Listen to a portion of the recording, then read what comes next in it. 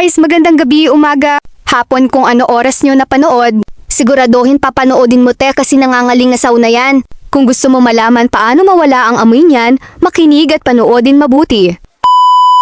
Paano mawala ang putok? Ang putok ay nangyayari kapag ang pawis ay nahahalo sa bakterya na natural na nasa balat. Ang pawis mismo ay halos walang amoy. Pero kapag pinroseso ito ng bakterya, doon nagkakaroon ng mabahong amoy. Paano mawala ang putok? Maligo araw-araw. Gumamit ng antibacterial soap. Linisin ng mabuti ang kilikili, leeg, singit at paa. Patuyuin ang katawan bago magbihis. Ang mamasa-masang balat ay mas madaling pamahayan ng bakterya. Gumamit ng deodorant o antiperspirant. Ang deodorant ay tumutulong laban sa amoy. Ang antiperspirant ay nakababawas din ng pagpapawis. Magsuot ng malinis at preskong damit. Magpalit ng damit araw-araw. Pumili ng cotton o iba pang tela na madaling makahinga ang balat. Palitan ng damit pagkatapos mag-ehersisyo. Huwag hayaang matuyo ang pawis sa katawan. Panatilihing malinis ang kilikili.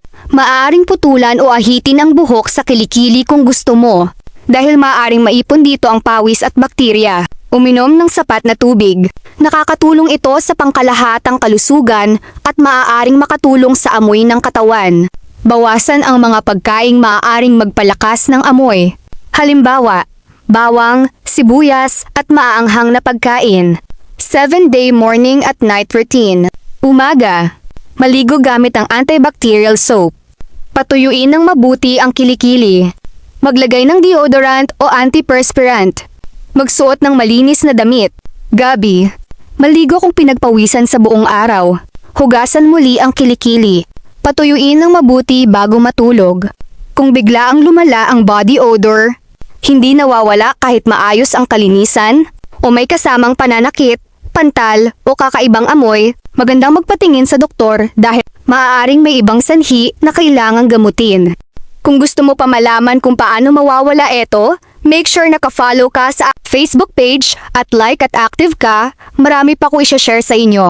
Please guys, palike at i-share ang ating page. Syempre i-follow na din. Antayin ang mga susunod na video.